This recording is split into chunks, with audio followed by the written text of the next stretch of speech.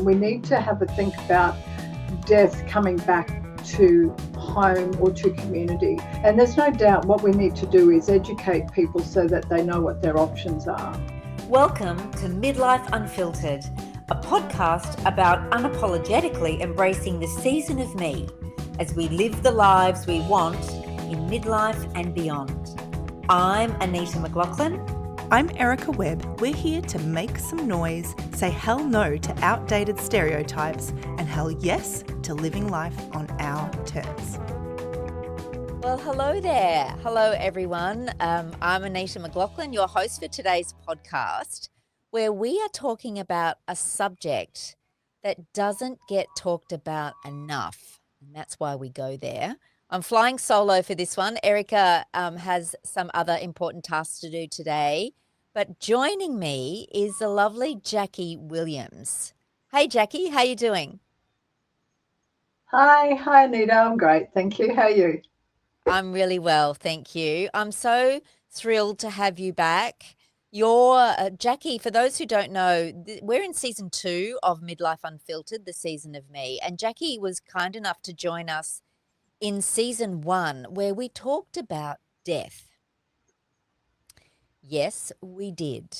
And we also spoke about grief that goes with death. But Jacqui gave us so many important insights and information about how death is viewed in our society, ways in which we can actually plan for our death and different aspects of death, and of course the brilliant work that she does, and we'll go there in a minute.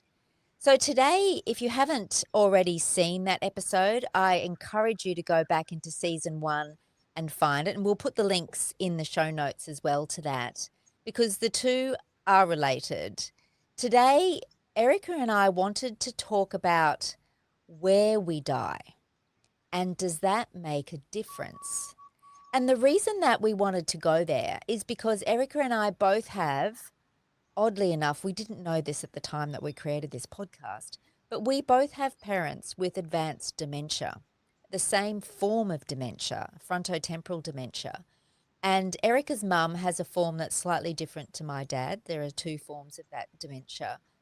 And they're both now in full-time care because it is very difficult to care for someone in the later stages of dementia.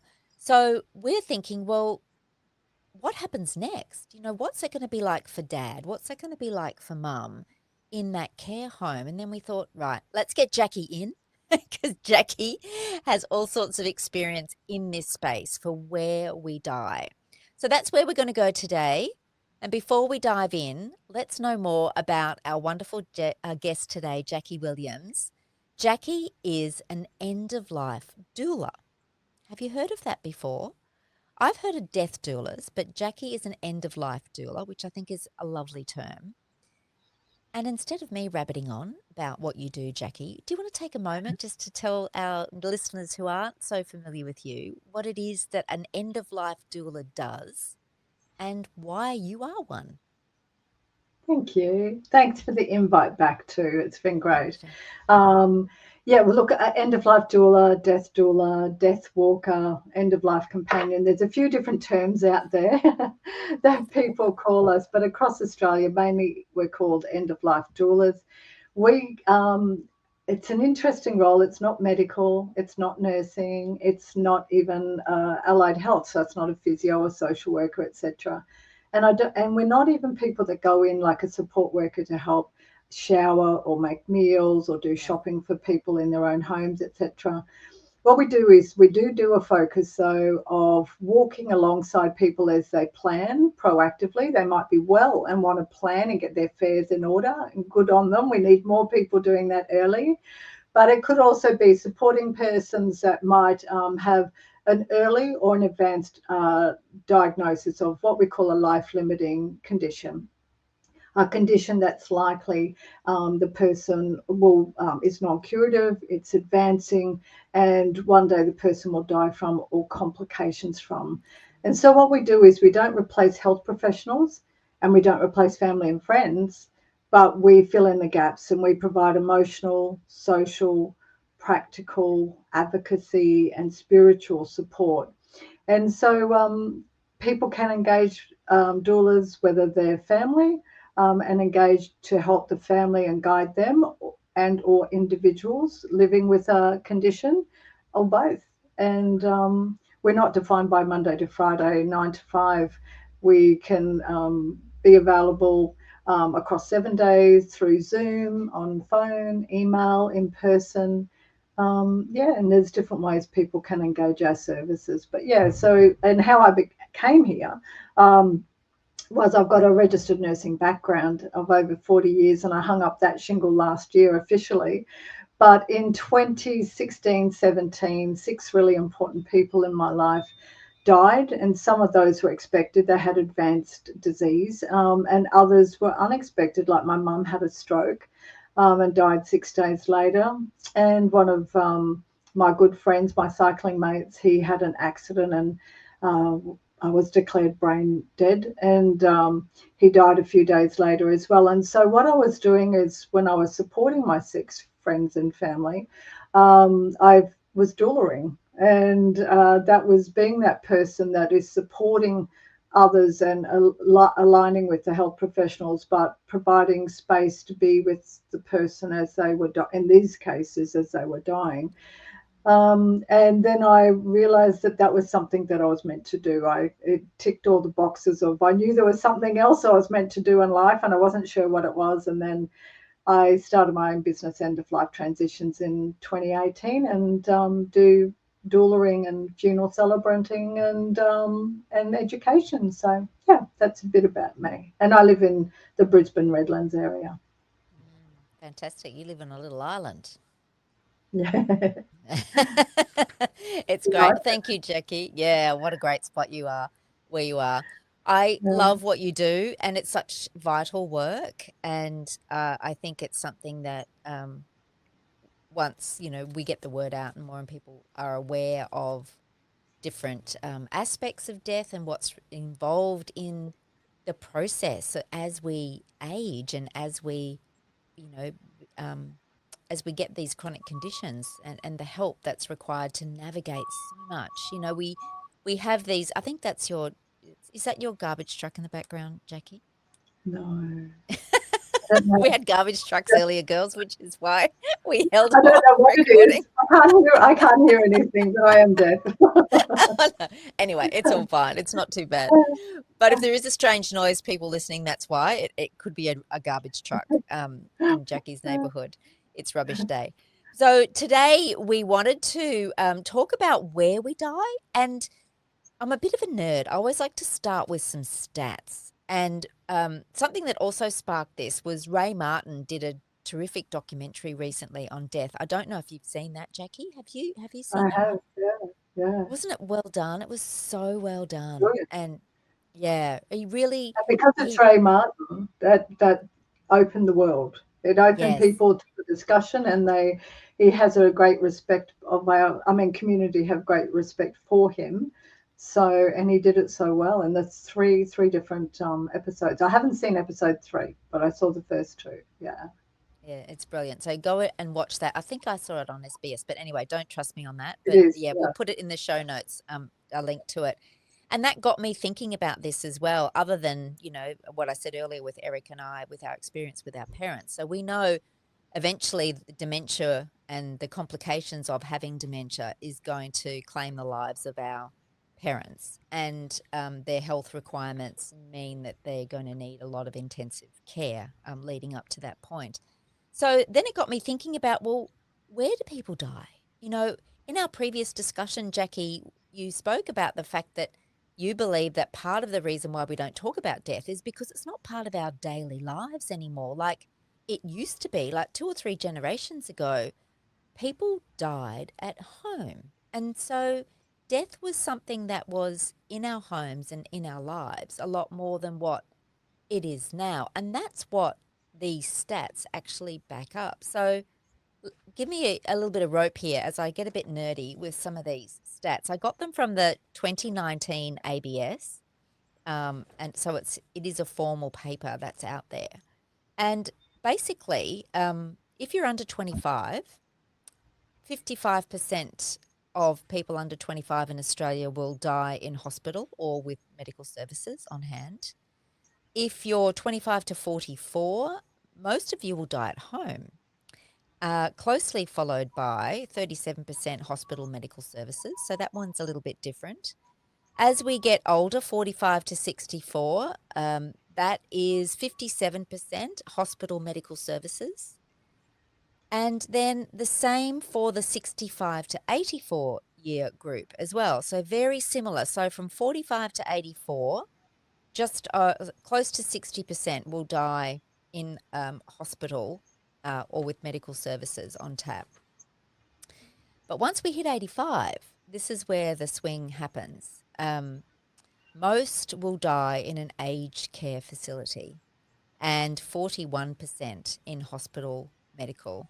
And only 7% will die at home. So that goes to what you were talking about in the previous episode, Jacqui, about how it's just not a part of our lives anymore. So interesting stats. Is that something that you have seen in your work firsthand, practically, because you go to different places where people die? It is. And also there's a report called the Dying Well, and it's done by the Grattan Institute in 2014, and it's Australian, and it looked at 2013 data. And it showed that they interviewed a certain number of Australians, and around about 70% of Australians said that their preference was to die at home. But in 2013, the statistics showed only 14% of Australians died at home. The majority died in hospital, and then a similar statistic, but slightly less, was in residential aged care. I guess so that sort of mirrors it, and part of it is, like you said, 120 years ago or so, death was normal. You were born at home, you died at home where possible, and your village, your community supported you, and death was normalized. So even young children were exposed to the normality of death and dying. And then particularly in the 1920s to the 1960s, we institutionalized death and dying, because if people were unwell, they went to hospital, and that's where the majority of people died. So we need to sort of reestablish the fact that with particularly baby boomers being advancing and aging in Australia and across the Western society, we're going to see people dying that are in that baby boomers age as they age. We're going to see more people dying, and we need to have a think about death coming back to home or to community. There is a focus in Australia to sort of say we need to have more people dying at home. And there's no doubt what we need to do is educate people so that they know what their options are. Because not everyone will die at home. And for some people, it's not their preference. My dad was 93 years young, got a diagnosis at 92 of metastatic cancer. And was very active mentally and physically, quite active. And we lived together. And when Dad got his diagnosis, I was his voice, where he needed some support, I was his secondary voice and support person. But Dad wanted to die in hospital. He was from a vintage where doctors in white coats, being surrounded by 24/7 medical people particularly, was comforting for him. He also had a very difficult advancing metastatic disease that was quite painful and hard to control in that respect. So, but he also knew that his daughter was going to be there and be his advocate, be his support person, sit by him and vigil him and be with him when he died, which I was. So for Dad, he was comforted. And I asked him numerous times, particularly in the last couple of weeks of him going to hospital, Dad, do you want me to bring you home? Do you want to come home? He says, no, I'm happy here. Now, I personally think it was a mixture of that white coat respect that he felt from his generation, but also the fact that he didn't want to be a burden to me and concerned for my own welfare.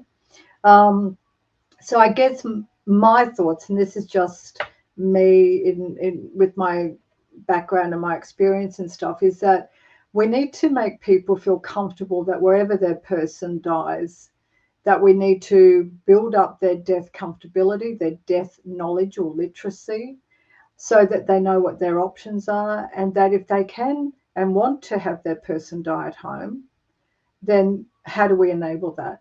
If they're going to die in residential aged care, how do we have this village, even in a facility, that enables someone to die as comfortably, emotionally, spiritually, physically as possible, or in a hospital setting? Recently, as a doula, I do education to people that may want to become a doula. And one of the participants there was a middle-aged woman whose son had died from leukemia. But he had had a chronic condition with the leukemia where he was in and out of hospital for a long time, and particularly in the last few months of life. So his hospital ward, his room, became his home. They decorated, he had posters up, he had his music playing, he had his friends visiting and family visiting. And she said, we made it, and he felt it was an environment of love and respect and care and support. So, and she was very strong in saying he didn't die at home, but it was a good death. It was a way that he felt supported along all those different spectrums of what makes us up as a person, the psychological, spiritual, emotional, social, etc. So my mantra is, how do we build a compassionate community that supports people, not just who are living with a life-limiting condition, but also who are at advanced active dying or end of life. How do we support them and their family and friends to make it a preferred death or dying well? How do we support people to die well? Yeah, no matter where. But definitely the statistics are showing that a small number are dying at home in Australia at this point of time. Um, yeah. Yeah. And I think a few things are coming up for me as you're talking about that, is that we have, and these are conversations I have with my friends a lot. I have a very close friend who's actually in the aged care space. That's the industry she works in, and others who have had hands-on experience with their own parents and families. But I think there is this whole notion that what we have in our heads is not necessarily what is going to transpire. And there's elements of planning, which help to, certainly bridge that and get us and transition us into, that what happens at the end and beyond the end. Yeah. But I think we also have to talk about, well, where do people die? Because we've got this notion in our heads that, oh, I'll just bring everyone, I'll just go home to die. Well, that's lovely if that's what you want to do. But what if that doesn't transpire for you? Or what if um what if the notion that you have in your head doesn't actually come true? And that happened for a girlfriend of mine as well, who died of breast cancer. She um wasn't planning on dying at home, but they thought that she would die in palliative care, and then she didn't make it to palliative care. She died in a hospital ward in her own bed in a separate ward. But that's another example of where it's not falling short, but what we have in our mind and what we are planning for doesn't quite eventuate. And also the You know, notion, sorry, keep going, Jacqui. no, for those of us that have had children, you have a birthing plan, and you know that your birthing plan, you want it to go ABC, but then something happens and it might go ABZ. So I mean, the thing is, if we think that birth can change so dynamically, then end of life and dying can do the same. And I think we need to be gentle with those thoughts. I think it's good to have a plan A, but always say, okay, well, if this element doesn't work out, and that element might be family burnout or support, or could be pain or symptom management that needs to be better controlled in a different environment, then that becomes a plan B. We need to be gentle with ourselves and know it's not a failure if our preferred area of death doesn't happen.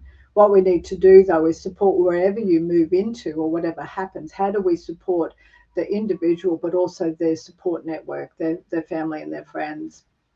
And I think so I think we will see a move of more people dying at home, because the government is next year in Australia is also is saying they're going to fund $25,000. I think it's just in aged care, but I could be wrong. But $25,000 for the last 3 months of life for a person. Now, I don't know what the microscopic details of that funding will look like, and some people have said, okay, well, if you're eligible for that and you live beyond 3 months, what does that mean? So there's a lot of different things that have to be nutted out there, but you can see that move is to help people die at home. That was what the funding is for. I think there will be a movement where people, when they get more educated, will feel more comfortable to bring that person home. I just wanted to show you an example. There's a social worker, an independent social worker who I've met along my business and train, what I do. And her name's Lisa Twig. And Lisa's father died from dementia. And she wrote this book, 80 Years Without Dementia. So he lived 80 years without the diagnosis of dementia and then got diagnosed with dementia. But she just released this book recently. And what it was Lisa talks about the fact that her father went into residential aged care as his dementia advanced.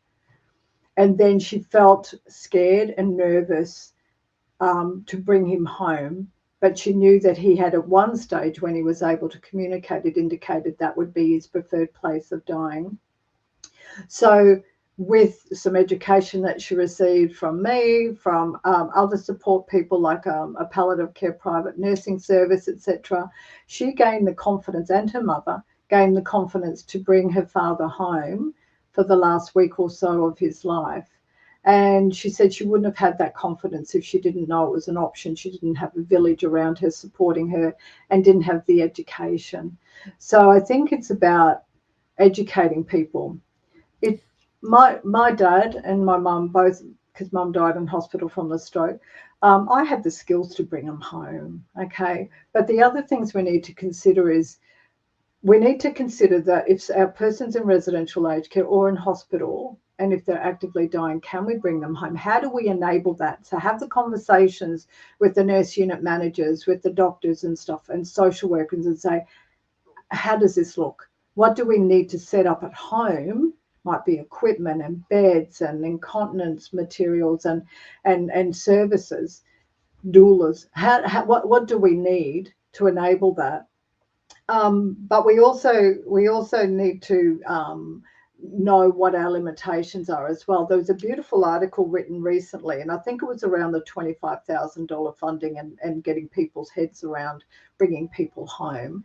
And it was written by a woman who was a registered nurse with palliative care experience, who was supporting her sister who was dying of cancer. And so they did create an environment where the sister died at home. But she tells it warts and all, and I love what she wrote, because she said, whilst it was something they will always remember, her sister having the opportunity to die at home and be surrounded in an environment that she was comfortable in, knew, and her family and friends around her, she said it was damn tough work. It was hard work. And so we almost glorify this romantic dying at home notion almost, isn't it? Yeah. And it's not always that easy. So that report I mentioned about the 14% of Aussies actually did die at home in 2013. They also mentioned that they've done a study that approximately it takes 14 to 16 people in your village to support someone, to enable them to die successfully at home. Now, when you think about that, yep. Jacqui, can we just stop for a second? Yep. Can you say that again? I think this is a really important gap that we need to fill, this romantic notion that dying at home is, I think most of us would want to die at home because we love our homes. Yeah. But the reality is this. Say that again. So in 2013, the study showed 14 to 16 people are needed in your village to support someone to successfully die at home. Now, people don't get stuck on that figure, because I've supported over the years people with less than that number. So I don't want you to think, oh, okay, I need another 5. But no, it doesn't work that way. But they're saying on average that. But when you think about that 14 to 16, you also have to think that includes your GP, maybe Meals on Wheels visiting, might be the neighbour who brings in the paper and milk or whatever, and your hospital visiting or community visiting, palliative care, etc. So they're all part of that village. So, but that isn't always easy. So they've actually created some apps out there in Australia that are really helpful for people, and I'm happy to send you the link so you can put them in your podcast. Yeah. But one of them is called Gather My Crew, and so it's gathering your crew. The other one is called HELP, HELP Australia, and so that stands for Healthy End of Life Program. That one's done, I think, by the University of La Trobe, and it's very similar to Gather My Crew, but HELP is designed for people who are palliative, not necessarily actively dying, but people with a life-limiting condition. And what it is, it's a little app that you can put for free on your phone, and then someone coordinates it for the person, the individual, and gathers people. So on that will be your 14 or 16 or whatever number of people that are going to put their names down on a calendar to say, I'm going to visit and have a cuppa with Mavis on a Tuesday, or I'm going to bring a casserole, I'm going to mow the lawn, I'm going to pick up the children from daycare, whatever. So what it does is it provides that linkage of reporting in a centralized place where people can offer help, but also can be asked for help. And what they found on both those apps, Gather My Crew and the Help app, was that people don't know how to ask for help, and we're not very good at that as humans, but also people don't know how to actively offer help. So they've given us some tips on those apps. So you can go to either of those apps and say, okay, how do I do this? And but the help one is really with the focus of palliative care. And also they've found that people who are bereaved, who have used the app while their person was alive, are also still staying connected when they're grieving. So there's some really interesting tools out there that can help our community as well. So do you think we've touched on dying in a facility like a palliative care facility and a nursing home or home? Are there marked difference in the process of what happens? So yes, we can have a conversation. I can have a conversation with the people who look after Dad day to day in his home here in Tricare on the Gold Coast. So we can do that. And again, in palliative care, when we have our loved ones getting that day-to-day intensive care. But what happens then? So we can have those conversations. They can work with us to get the outcome that we desire and give us some guidance on what is required in order to carry out those requests. But what happens, say, if it is a hospital or medical care and saying, what happens then when you don't get the chance to have that conversation or have very limited time for that conversation? Yeah, conversation's a good starting point, and like you say, limited time. Not everyone has the privilege or ability to have time. So if we can have these conversations when people are well, or at least able to have them, that's great. So starting early is really important.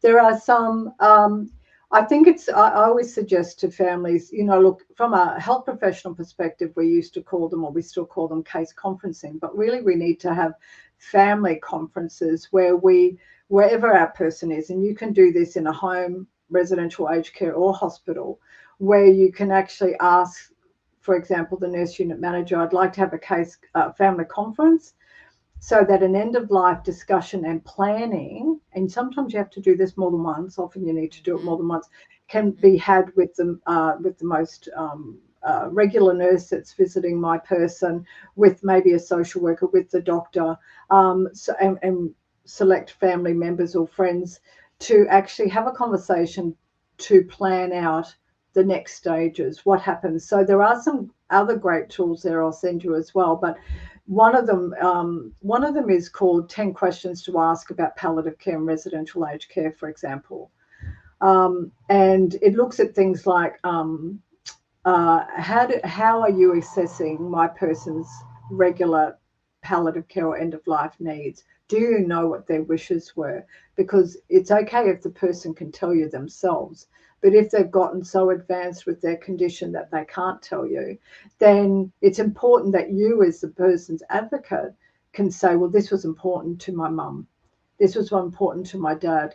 There's a lot of other questions on those tools, but one of the ones I use for my father, for example, and like I said, I told you he didn't have dementia, but he got to a point where he couldn't verbalize very coherently for a short period of time. But there's a sunflower tool, and the sunflower tool is basically, it's just a big blown up picture of a sunflower. But if you think of the petals of the sunflower have different elements, and it says my name, what I like to be called, what did I do in my life, who's important to me, what music do I like. So every little petal has a real genuine little thing about our person. So it reminds people, irrespective of where they are, it reminds the health professionals or the people that are providing care that the person that they're in front of is a person, they're not a bed number, and they have a personality and things that were important to them, because the family aren't always going to be there to be that voice. But at these family conferences, you're constantly looking at those the bringing to the fore the essence of the person, making sure that they're comfortable. Do you have skilled staff? What happens if my family member deteriorates and gets pneumonia or has an event like a urinary tract infection? Is your policy to always take them to hospital when that wasn't their wish to have ongoing antibiotics? So it's actually understanding and asking those questions, and they should be able to answer them. The challenges we have, and I suppose there's challenges at home as well, because often a person actively dying at home may have a registered nurse visiting for an hour once a day, 7 days a week at the very advanced stages, with helping with medication management and other things. And you may find the person gets someone pop in to help with a sponge of your person.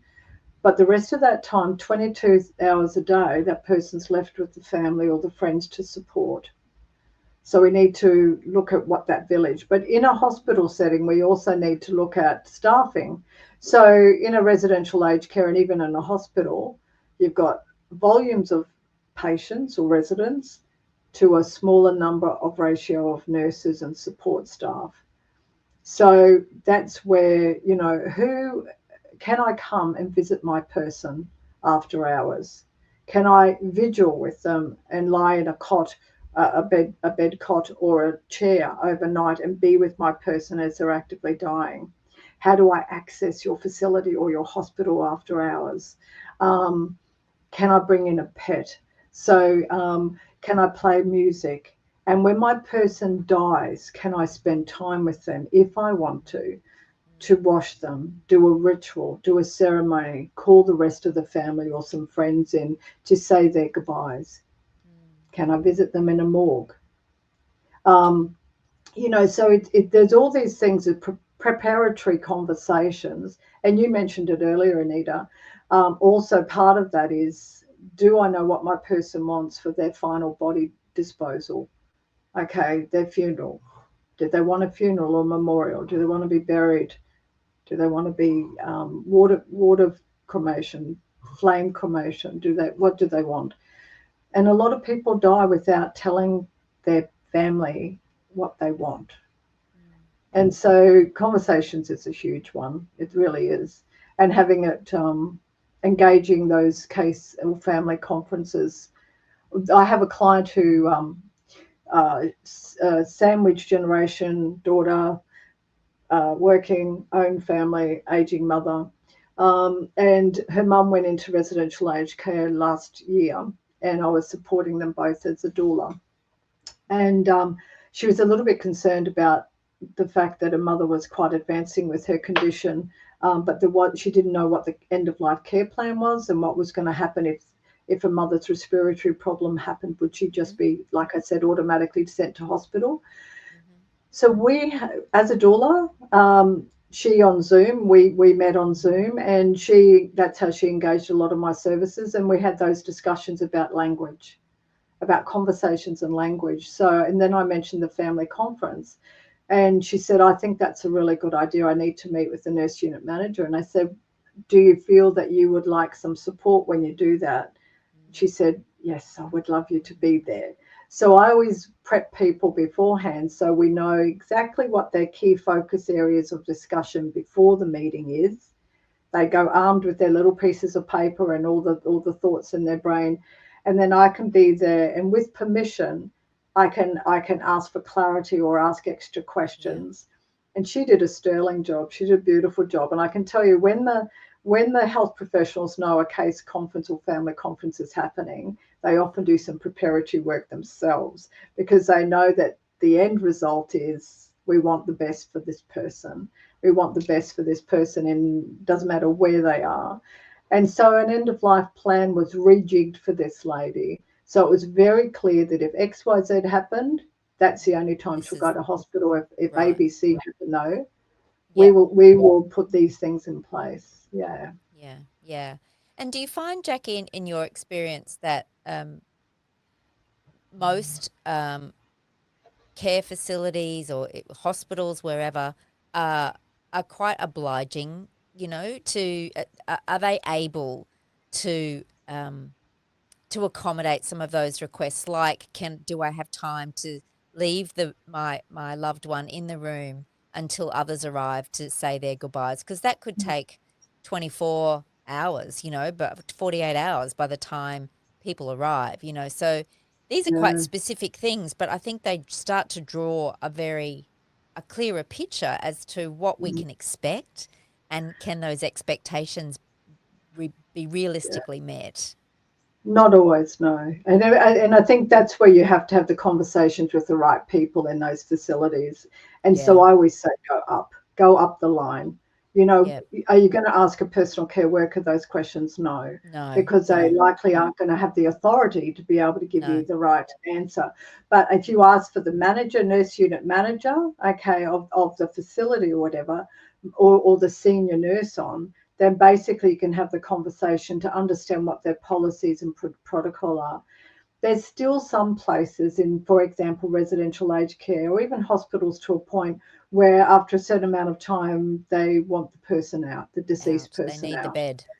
Yeah, they need the bed, but also there's a certain amount of time that you can keep a person uncooled and stuff like that. So I always say, before the person dies, if a person can have enough courage and feel comfortable enough, go to the right people, those senior peoples, and just say, what's your policy here or your protocol here? If, as my person's dying, like I said, can I be with them after they die? How long can we spend with our person? What's the protocol? More and more residential aged care facilities are being a little bit more open in so much that they will let you spend a little bit of time, at some couple of hours or whatever, with your person. Some families want to wash their person, and other people don't want to do that. When my mum died, I washed her with lavender water, and I dressed her in her favourite Jacqui pajamas, because she loved her tartan pajamas. So that's what I did for mum. But I knew my 93-year-old dad, who I'd not seen naked before, would not have wanted his daughter washing him as his final parting of this life. So I stayed the daughter. I made him respectable, where I just pulled sheets up and made him nice and clean, and he looked respectable, and my children and family visited.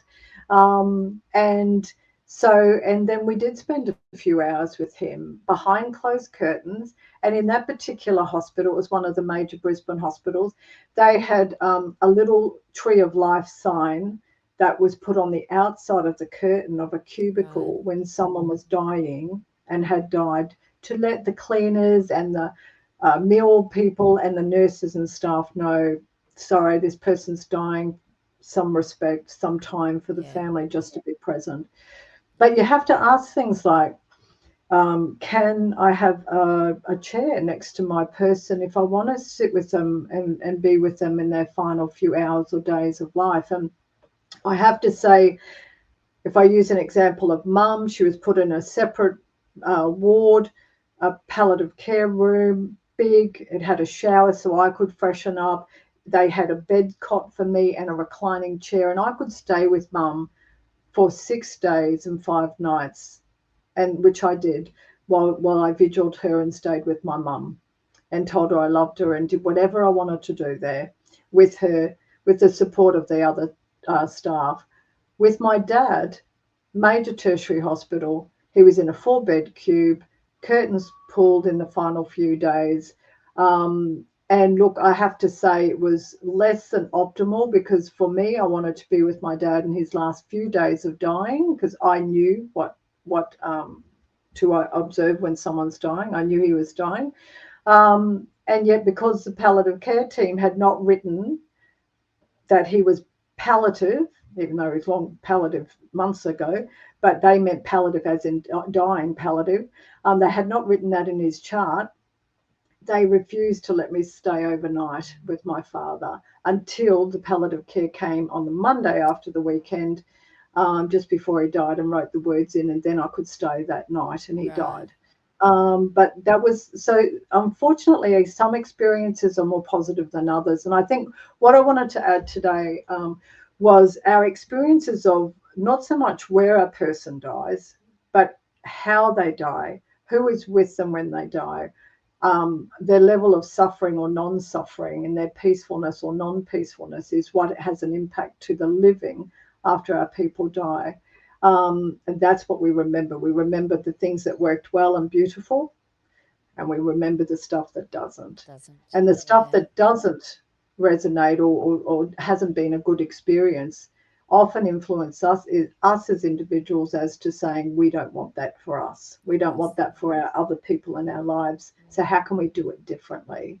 And when it works well, we go, yes, this is what I want for me and my other people in my life that are still alive. How can we enable that? So yeah, it's a big learning thing, dying. It is. And it sounds like where we die,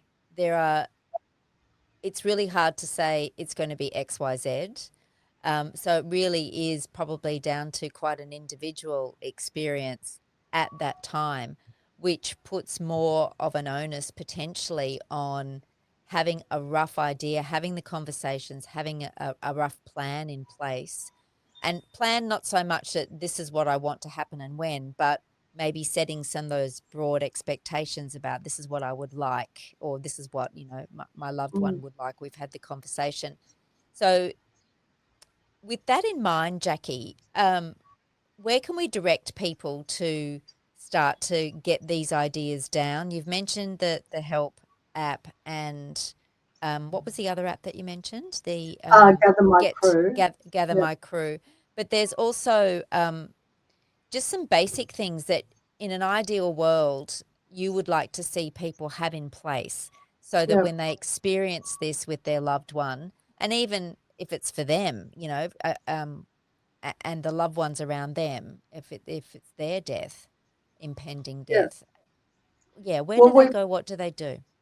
There's a website called Advanced Care Planning Australia, and on that shows every state and territory's advanced care planning documents. So we have legal documents that we can write down what our wishes are, what's valuable to us in life, but also what our life prolonging wishes are with regards to treatments. So do we want CPR?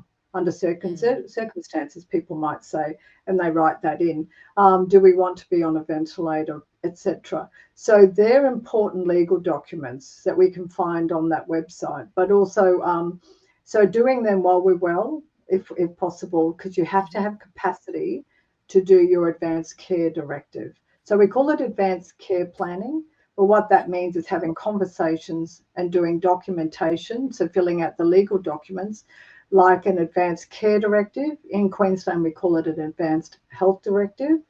And so that's where, like, for example, my advanced health directive, and I want to encourage people, don't just think about the generic stuff about do I want CPR? Don't I want CPR, etc. Think about what brings you as an individual peace and comfort. On mine, there's a lot of free texting on our legal documents here in Queensland.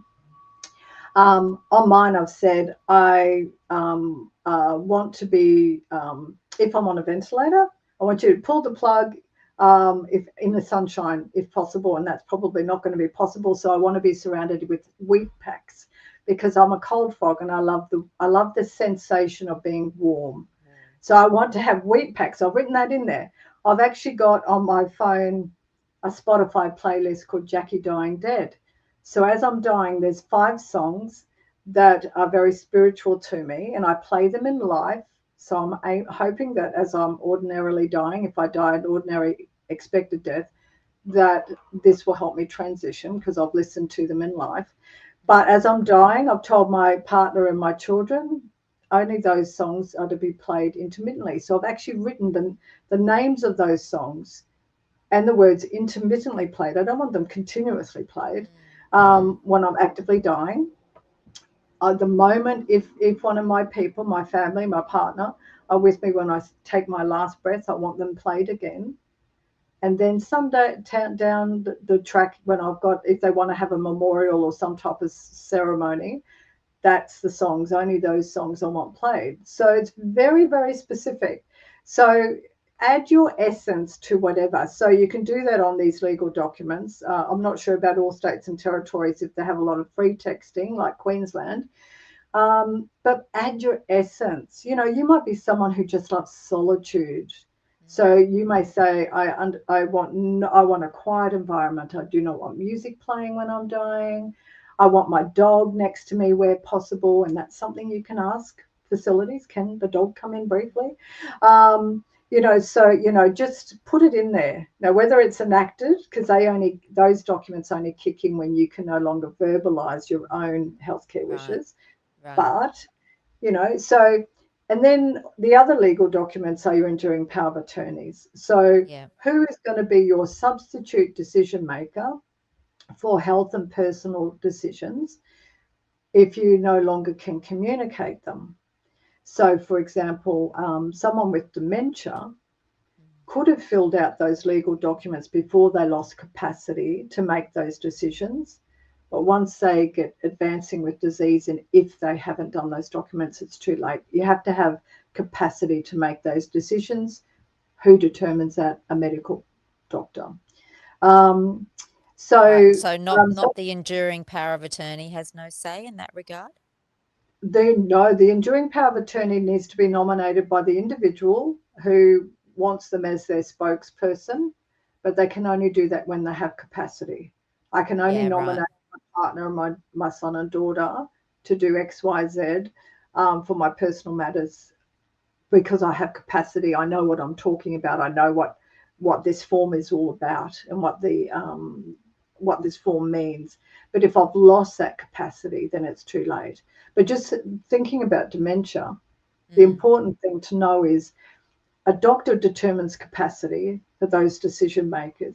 So say if I've got early dementia, I might see my GP and the GP might talk to me and says, Jacqui, I believe that you have capacity to make your healthcare decisions, even though you've got an early diagnosis of dementia. So I could fill out those documents. I could do that. I could do my will. I could do my enduring power of attorney and advanced care directive. But the doctor might also say, but how are you with finances? And I go, I don't know my numbers. I can't calculate anymore. I don't know how to pay a bill. So the doctor would say, okay, well, whilst you might not have capacity to do financial matters, I believe under my assessment that you have capacity to make your health decisions at this stage. I do my documents while I've got capacity. So then it's legal. But if I get too far advanced with any disease like that, where I can't make a determination with insight and knowledge, then I don't have capacity, then it's too late. Yeah. So does the enduring power of attorney, the person who has that power, can they direct their medical wishes as they think that their loved one would want, or does the medical staff go, no, you don't have a say in this, it's all with the medical staff? No, yeah. So if they've been legally signed off as enduring power of attorney, then that has legal status. So the health professionals, the medical doctors, should be talking to the enduring power of Right. attorney. Some people have guardians because they Yeah. guardianship because they're born with intellectual disabilities or whatever. Yeah. Yeah. So yeah, so that there's what they call a statutory hierarchy of health decision making, and Oh, okay. it'll be different for every state and territory because that's what we do in Australia. Every state and territory has different legislation and different forms and different terms. Yes. But Yeah. they're the important ones. In Queensland, I know this is national, so but in some states like Queensland, we have a tool called a statement of choices, which is not legally binding. And it's got a form A that a person with capacity can fill out and say what my wishes are. It also has, importantly, a Form B where a family member can actually fill out that form for someone who has lost capacity to make those decisions. So it's a very unique form.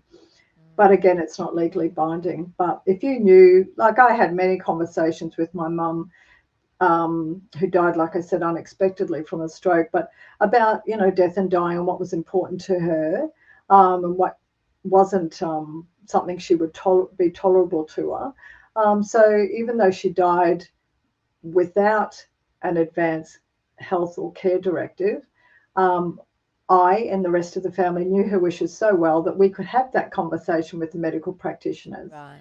And then they listened, and then they understood a bit of the essence of mum through our voices, I guess, instead of hers. So yeah.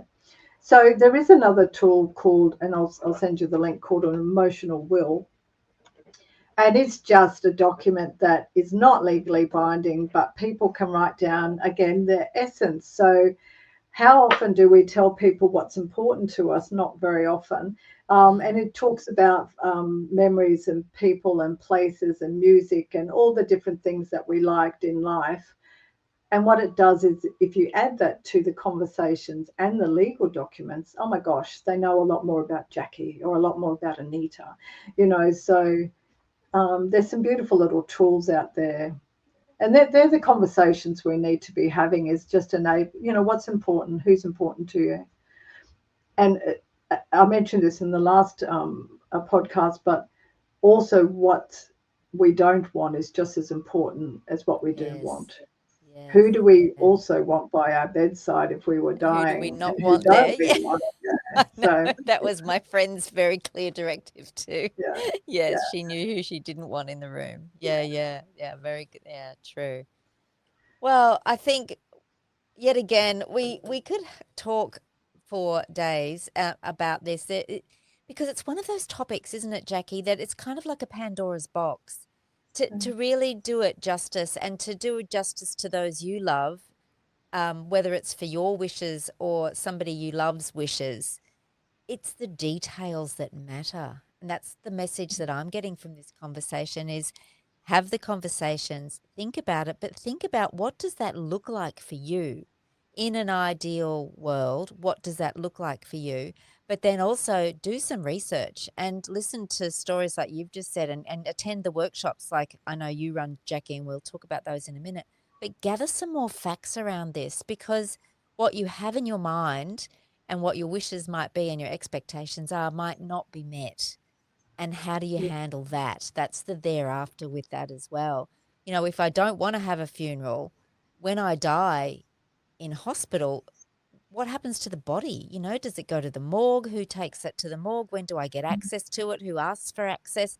Like it's all of those sorts of things. Or if I die in an ambulance on the way to hospital, does yeah. the ambulance take me to hospital or does the ambulance take me to the morgue or, all It's those sorts of really things? that's And talking about ambulances, one of the considerations if someone is in hospital and you want to bring them home, or in residential aged care and you want to do what Lisa did, the social worker, and bring her dad home for a few weeks, is exploring that, because my dad got to a point where he was very advanced with his condition, and I was recontemplating bringing him home and giving him that option. And I spoke to a really great colleague of mine, Matt, who's a manager of a palliative care community service. And he said something, and irrespective of how much experience I've got, I had not even thought about it. He said, Jacqui, have you thought that your dad might die in the ambulance going home? And how do you feel about that? And I hadn't even thought about that, hadn't even contemplated that. And because where Dad was in hospital and where we live was going to be at least an hour, hour and a half for them to get him into the ambulance and get him home. And our ergonomics at the house was a double story, and it was, and I thought there was a very good chance that he could possibly die in the ambulance without me there. And how did I feel about that? And so I weighed that up, and I really appreciated that he said that to me, because I might have said I'm willing to take that I'm willing to take that risk or whatever, but yeah. So I think that, and also, if someone dies unexpectedly, they'll end up in a coroner's, and I think people need to know that there's contact people at coroners across every state and territory. They've got social workers and counsellors. And for some people, they may want to see their person at the coroners before they go to be buried or cremated. For some people, they want to bring their person home. So in what state are they? What do they... will they come home with tubes in, and et cetera, how will they be cared for in that state of after death? So, I mean, there's lots and lots of things that people can explore in this area. Yeah. So let's start thinking about it and having those conversations. Yeah. At a minimum, have a conversation with the important people who are in your lives that are potentially going to be your decision makers if you do not have the ability to communicate your wishes. Yeah, because it takes a community, like you said, it takes a community. And what was that? Up to 14 people. We don't want to scare people, but I like that, because it sets an expectation that it's not just you and your family that will need to be involved in this. There's other people that will be involved. So yeah, it's really important. So Jacqui, you run these wonderful workshops, which I'm definitely going to be attending next year. You've told me that you've got that organised for next year, your wonderful workshops, your Death Cafe, is that what you call it, the Death Cafe? No, I do death cafes, but these workshops are called Let's Talk About It. So let's talk about it. Tell us about it. So, look, I'll be starting them in February, and I've run them already this year, but there's 8 different topics, and people can come to one or all. They're in person in the Brisbane area and also in online, so people can attend online. But they're 2-hour workshops. Topics are quite varied: palliative care, ordinary dying, grief and loss, services, carer support, how to have end-of-life conversations. But I've tried to make them, and they're free, because I've been generously sponsored by an organisation. So that enables me to offer them for free, which is really lovely. But they're 2-hour workshops. They're interactive in so much the first half or so, 3/4 of an hour, will be a bit of theory about the topic, so that people really get a broader understanding, a bit more, build their knowledge base. And then we have a break, and then we have a cuppa, and then basically we look at some interactive, reflective thinking, some sharing of experiences, and some activities where hopefully some of the theory you start putting in place, so you can get your affairs in order, or at least get your head around a topic that maybe you haven't put a lot of effort into before, or you didn't know about. And so they've been really well received this year, because I think it's all about building that knowledge, because knowledge is power, and it makes things less scary, and it also gives you more informed decision making, because you think you know more, you can make more choices. A lot of people, what I found is last year and the year before, I was contracted as a doula to do a compassionate community project, and part of that was engaging in the Redlands area where I live, our community. And one of the key things that came out of it is people do not know what services are out there, particularly in palliative care, end of life, carer support, and grief and loss. They don't know. They don't know if they're eligible. They don't know if they have to pay. They don't know how to contact people to get to know more about it. So that's part of why I do these workshops, and death cafes, which are different. They're open, relaxed conversations about death and dying over a cup of tea and coffee, often with strangers. But that's the way that we can get people more knowledgeable and death comfortable, hopefully, in this space, because we push it back all the time in mainstream Australia. We just don't want to talk about it, but it's a statistic when 100% we're not going to change. So that's it. It's a sure thing. We're all going to get there. Yeah, that's right. No, I think it's great. Let's have the discussions and let's talk about death more and more. And Jacqui, if you're up for it, we'd love to have you back again talking about death Thank and you. other aspects of death, because it's something that we really do need to get our heads around, because we're an aging population, and statistically, more of us we're living longer, but we're not living longer well. And that means that more, help will be required, particularly for us, statistically in our last, say, 10 years.